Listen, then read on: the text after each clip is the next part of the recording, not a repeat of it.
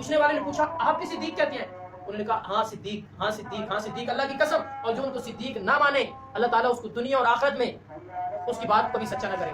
اور ہم یہ شیعہ ان کو قابل احترام نہ سمجھیں اور لاکھ وہ محبت اہل بیت کا دعویٰ کریں، محبت اہل بیت پہ صادق نہیں آ سکتے، چونکہ اماموں ان کے ائمہ کے نزدیک یا خاندان اہل بیت کے نزدیک خلفائے ثلاثہ کا یا صحابہ کرام کا مقام کیا ہے، فضائل کیا ہیں، اور صحابہ کرام کی کیا کیا کیا مقام ہے۔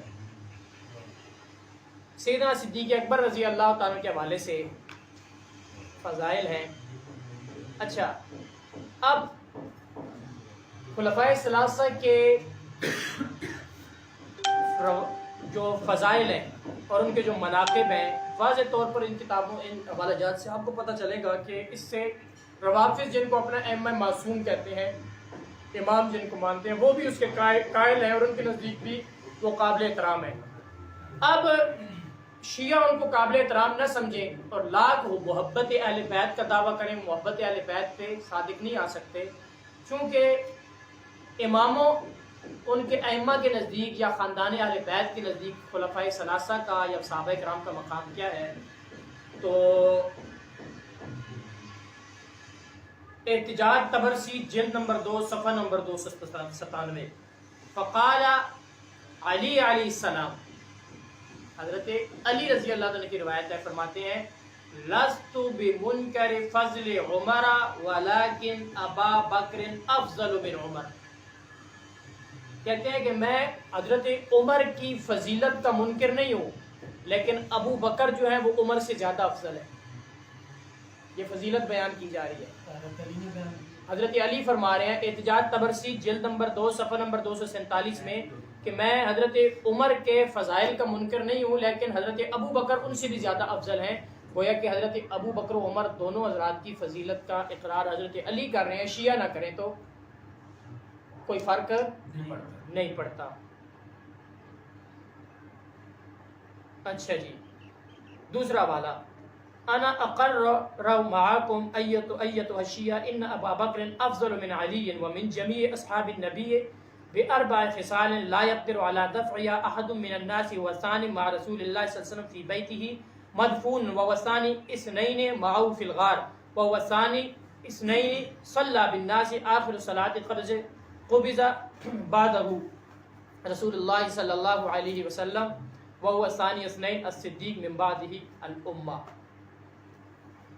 کہتے ہیں کہ حضرت علی رضی اللہ عنہ فرماتے ہیں، یہ احتجاج طبرسی جلد نمبر 2 صفحہ نمبر 144، حضرت علی رضی اللہ عنہ فرماتے ہیں کہ اے شیعوں کو فرما رہے ہیں حضرت علی، اے شیعوں کہ میں اقرار کرتا ہوں کہ ان ابا بکر افضل من علی، ابو بکر حضرت علی سے افضل ہے، من جمیع اصحاب النبی، اور تمام صحابہ کرام سے افضل ہے۔ یہی تو اہل سنت کا مذہب ہے۔ اہل سنت کا موقف یہ ہے کہ حضرت بکر صدیق تمام صحابہ سے افضل ہیں، اور اس کو شیعہ کتاب تسلیم کر رہی ہے بروایت حضرت علی۔ اچھا، کیا فرماتے ہیں؟ باربع خصال، خاص طور پر 4 وجہوں سے حضرت بکر صدیق سب سے افضل ہیں کہ کوئی بھی اس تک لوگوں میں سے نہیں پہنچ سکتا۔ سب سے پہلی بات یہ کہ وہ رسول اللہ صلی اللہ علیہ وسلم کے ساتھ دوسرے ہیں جو آپ صلی اللہ علیہ وسلم کے گھر میں دفن ہوئے۔ اس فضیلت کو حضرت علی بیان کر رہے ہیں، دوسرے ہیں جو آپ صلی اللہ علیہ وسلم کے ساتھ گھر میں دفن ہوئے، اور وہ دوسرے ہیں جو آپ کے ساتھ غار میں تھے۔ غار میں ایک نبی علیہ السلام صلی اللہ علیہ وسلم تھے اور ایک حضرت ابوبکر صدیق تھے۔ یہ فضیلت کسی اور کو حاصل نہیں ہے۔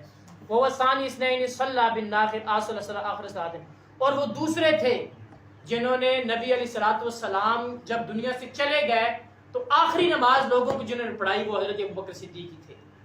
اور اگلی فضیلت یہ بیان وہ ثانی اثنین الصدیق من بعد الامہ، کہ وہ نبی اکرم صلی اللہ علیہ وسلم کے بعد دوسرے ہیں جو اس امت کے کیا ہیں؟ صدیق ہیں، اس امت کے سردار ہیں، اس امت میں خلیفہ بنے۔ عن عروہ عن عبداللہ قال سألت ابا جعفر، راوی کہتا ہے کہ میں نے ابو جعفر یعنی امام محمد باقر سے سوال کیا، محمد ابن علی، ابو جعفر محمد باقر ابن علی زین العابدین، محمد ابن علی، محمد باقر نام محمد تھا، لقب کیا تھا؟ باقر، تو محمد باقر ہوئے۔ اور ان کے والد کا کیا تھے؟ زین العابدین. اصل نام کیا تھا؟ علی، لقب زین العابدین تھا. تو محمد ابن علی یعنی کہ امام باقر بن امام زین العابدین. ان سے پوچھا بن علی علیہ السلام عن حلیت السیوف. سوال پوچھا امام جعفر صادق سے، امام باقر سے، تلوار کو زیور لگانے سے، تلوار کو زیور لگانے کے متعلق سوال کیا. فقال لا بأس به، فرمایا کہ کوئی حرج نہیں ہے، کوئی حرج نہیں ہے. قد حل ابو بکر صدیق سیفہ، حضرت ابو بکر صدیق نے اپنی تلوار کو زیور چڑھایا تھا. حضرت ابو بکر صدیق نے اپنی تلوار کو زیور چڑھایا تھا. قلت، تو راوی کہتا ہے میں نے کہا، فنقول الصدیق فتقول الصدیق، آپ صدیق کہتے ہیں. فوثب وثبتن، اپنی جگہ سے اچھلے امام صاحب، اپنی جگہ سے اوپر اٹھے اور اچھل کے کہا واستقبل القبلۃ، اور قبلے کی طرف منہ کیا. وقال نعم الصدیق، کہا ہاں صدیق، نعم الصدیق، ہاں صدیق، نعم الصدیق، ہاں صدیق. فمن لم يقل له الصدیق، جو حضرت ابو بکر کو صدیق نہ کہے، فلا صدق اللہ له قولا فی الدنیا والآخرہ، اللہ تعالیٰ اس کی بات کو دنیا اور آخرت میں کبھی سچا نہ کرے. روایت کس کی ہے؟ کشف الغمہ، یہ بھی باقر مجلسی کی ہے. کشف الغمہ جلد نمبر 2 صفحہ نمبر 360. کون کہہ رہا ہے؟ امام محمد باقر. یہ امام باقر بھی بڑے عجیب تھے نا. اب سوال کرنے والے نے کیا سوال کیا؟ تلوار پہ زیور لگانا کیا ہے؟ جائز ہے. تو امام باقر نے ساتھ کیا بتا دیا؟ زیور تو بتایا لیکن مسئلے کے ساتھ ساتھ کہا قد حل ابو بکر سیفہ، حضرت ابو بکر صدیق نے اپنی تلوار کو کیا لگایا؟ پوچھنے والے نے پوچھا آپ بھی صدیق کہتے ہیں؟ انہوں نے کہا ہاں صدیق، ہاں صدیق، ہاں صدیق، اللہ کی قسم. اور جو ان کو صدیق نہ مانے اللہ تعالیٰ اس کو دنیا اور آخرت میں اس کی بات کو کبھی سچا نہ کرے. اور ہم یہ سمجھتے ہیں کہ شیعہ کو یہی امام کی بد دعا لگی ہے. ساری زندگی تقیے اور جھوٹ میں گزر گئی ہے، کبھی سچ انہوں نے زندگی میں نہیں بولا. اور آپ نے ابھی تو کھل گیا یار. یہ 2 سال پہلے 3 سال پہلے آپ نے نہیں دیکھا ٹی وی چینل پہ ایک نے بیٹھ کے کہا کہ ہم ائمہ کو انبیاء سے افضل مانتے ہیں، حضرت علی کو انبیاء سے افضل مانتے ہیں. اس پہ FIR ہو گئی کہ انبیاء کی توہین کی ہے. اگلے دن دوسرا ذاکر آیا، اس نے آگے امر لیاقت کے پروگرام میں اس نے بیٹھ کے کہا جی ایسی کوئی بات نہیں ہے، ہم انبیاء سے افضل کسی کو نہیں مانتے. اس نے اب تقیہ کیا، اس نے تو واپس گیا وہ اپنے امام بگاڑے میں. جب امام بگاڑے میں گیا تو ایک نوجوان کھڑا ہو گیا. اور یہ اچھی بات ہے، نوجوانوں کو کھڑا ہونا چاہیے، شیعہ نوجوانوں کو پوچھنا چاہیے. تو نوجوان کھڑا ہو گیا کہ ہم نے تو ساری زندگی یہی پڑھا ہے ہمیں آپ نے کہ حضرت علی تمام انبیاء سے افضل ہے اور باقی امام بھی تمام انبیاء سے افضل ہے، اور آپ نے ٹی وی میں بیٹھ کے کہا ہے. تو کہتا ہے کہ میں نے اپنے مذہب کو بچایا ہے، میں نے اپنے مذہب کو بچایا ہے اور میں نے تقیہ کیا ہے. تو تقیہ کیا یعنی کہ عقیدہ یہ تھا اور یہ بتایا نہیں ہے، تو اسی کو جھوٹ کہتے ہیں نا، جھوٹ بولا ہے. تو اب تو جھوٹ بازی بھی ہو رہا ہے. تو ساری زندگی ان کی جھوٹ بولتی ہوئی گزر گئی ہے. کیوں؟ امام جعفر صادق نے کہا تھا کہ جو ابو بکر صدیق کو صدیق نہ مانے اللہ تعالیٰ اس کو دنیا آخرت میں کبھی بھی اس کے قول کو سچا نہ کرے، اس کی بات کو کبھی سچا نہ کرے. تو یہ امام کی بد دعا ہے ان کو. اچھا یہ امام باقر بھی جو ہے نا بڑے عجیب تھے. اب یہ سوال پوچھنے والے نے تلوار کے متعلق پوچھا، وہ کہہ دیتے جائز ہے، ساتھ دلیل پہ کیا دیا. ایک اور سوال کسی نے پوچھا، عقد ام کلثوم کے مسئلے میں گزر چکا ہے. سوال پوچھنے والے نے پوچھا عورت کا خاوند فوت ہو جائے تو وہ عدت کہاں گزارے؟ عورت کا خاوند فوت ہو جائے تو عدت کہاں گزارے؟ اپنے گھر میں گزارے یا جہاں بھی گزارے؟ تو حضرت امام باقر نے کہا این شاء، جہاں چاہے گزارے. اس لیے کہ جب حضرت عمر کا انتقال ہوا تو حضرت علی آئے اور اپنی بیٹی ام کلثوم کو ہاتھ سے پکڑا اور اپنے گھر لے گئے. انہوں نے حضرت علی کے گھر میں عدت گزاری. مسئلہ پوچھنے والے نے تو یہ پوچھا تھا، لیکن امام باقر نے ساتھ یہ بھی بتا دیا کہ عمر کا نکاح علی کی بیٹی ام کلثوم سے ہوا تھا. عمر کا نکاح علی کی بیٹی ام کلثوم سے ہوا تھا. تو یہ امام باقر رحمہ اللہ کو اللہ تعالیٰ غریق رحمت کرے اور اللہ تعالیٰ ان کے درجات کو مزید بلند سے بلند تر فرمائے. یہ ان رافضیوں پہ جو ہے نا بڑے بھاری تھے. اچھا جی آگے، الذی جاء بالصدق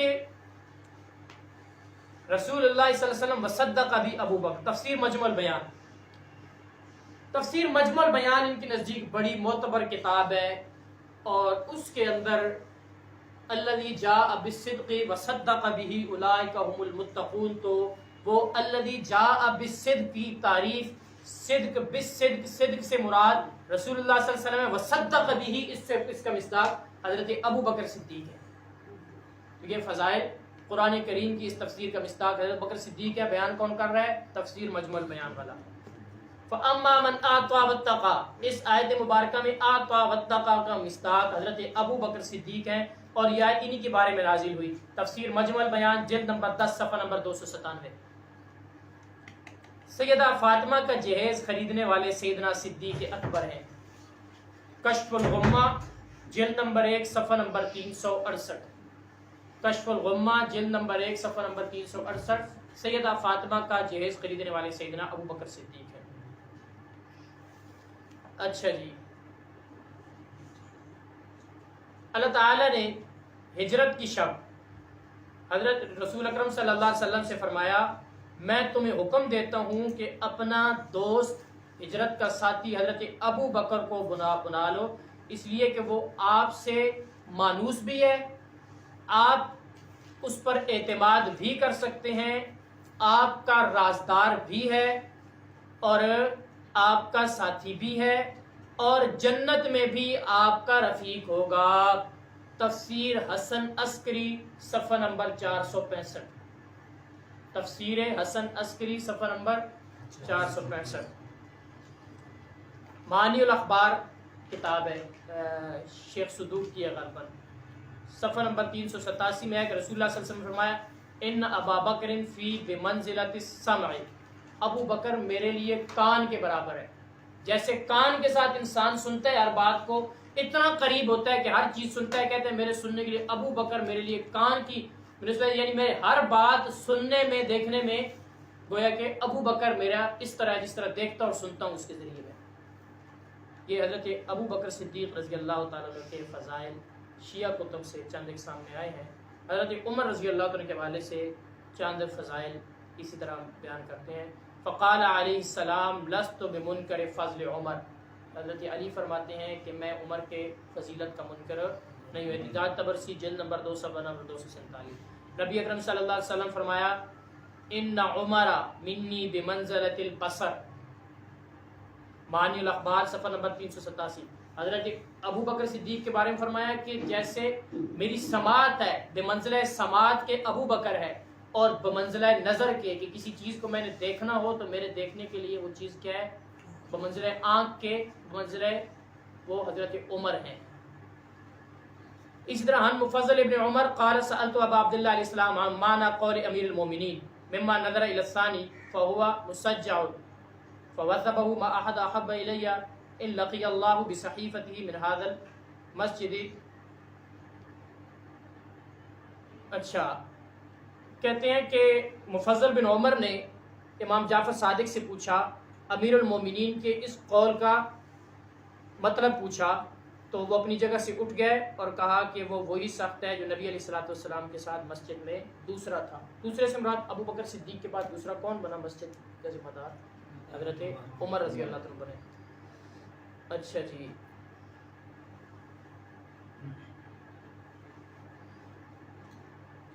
مناقب آل ابی طالب ابن شہر آشوب کی جلد نمبر 1 صفحہ نمبر 95 کہتے ہیں کہ نبی کریم صلی اللہ علیہ وسلم نے سراقہ کی طرف دیکھا، سراقہ بن مالک کی طرف دیکھا۔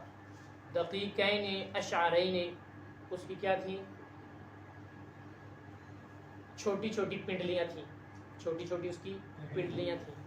فقال کیف بک یا سراقہ اذا البس بعد سوارا کسرا، کہ سراقہ سے چھوٹی چھوٹی ان کی پنڈلیاں تھیں، تو اللہ کے نبی نے فرمایا کہ سراقہ اس وقت کیسا لگے گا جب آپ کسرا کے کنگن اپنے ہاتھوں میں پہنو گے۔ یہ سراقہ کون تھے؟ نبی علیہ الصلوۃ والسلام جب ہجرت پہ جا رہے تھے تو آپ حضرت بکر صدیق پاس تھے، غار سے نکلے تو ایک آدمی نے گھوڑے کے ذریعے پیچھا کیا اور اس نے پہنچ گیا تھا قریب قریب۔ جب آپ صلی اللہ علیہ وسلم کے قریب پہنچا تو اس کے گھوڑے کے پاؤں زمین میں دھنس گئے۔ اس نے فوراً توبہ کی، کہا یا رسول اللہ آپ دعا کریں اللہ تعالیٰ سے مجھے معاف کر دے تو میں۔ اب ابو جہل نے 100 اونٹوں کا اعلان کیا تھا، آپ صلی اللہ علیہ وسلم نے دعا فرمائی، اللہ تعالیٰ نے اس کو نجات دی، نکلا۔ پھر اس کے ذہن میں فطور آیا، اس نے کہا یار ابھی تو نکل گیا ہوں، پھر پیچھا کیا، پھر اس کا گھوڑا زمین میں دھنس گیا، پھر اس نے صحیح سچے دل سے توبہ کی، اللہ کے نبی صلی اللہ علیہ وسلم نے دعا فرمائی اور وہ مشرف با اسلام ہوئے اور آپ صلی اللہ علیہ وسلم کے سے یعنی کہ واپس چلے گئے، واپس جا کے کسی کو بتایا بھی نہیں۔ تو یہ تھے سراقہ بن مالک۔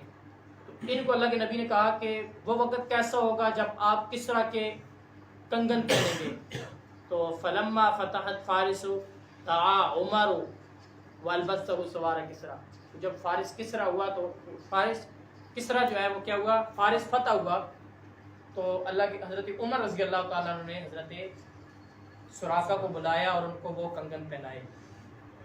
تو اب یہ بھی روایت ثابت کرتی ہے کہ اللہ کے نبی کی یہ جو پیشن گوئی تھی حضرت سراقہ بن مالک کے لیے، اس کے ساتھ حضرت عمر کے لیے بھی تھی کہ وہ کسرا کو فتح کریں گے اور اس کے مصداق حضرت عمر بنے ہیں۔ اس لیے مناقب ابی طالب میں ہے کہ اللہ کے نبی صلی اللہ علیہ وسلم نے حضرت سلیمان کو کہا تھا کہ اللہ تعالیٰ آپ کے سر میں کسرا کا تاج رکھے گا، تو ان کے سر پر حضرت عمر نے کسرا کا تاج و فتح کے وقت رکھا، اس کا مصداق بھی حضرت عمر بنے۔ میرے خیال میں اتنا کافی ہے۔ ویسے ایسی ہی روایات حضرت عثمان کے فضائل میں، حضرت علی کے فضائل میں اور آگے صحابہ کرام کے فضائل میں بہت ساری روایات ہیں، لیکن وقت بھی چونکہ کم ہے اور آپ لوگ جو ہے ابھی وقفہ کر لیں، 2 بجے انشاءاللہ العزیز جو ہے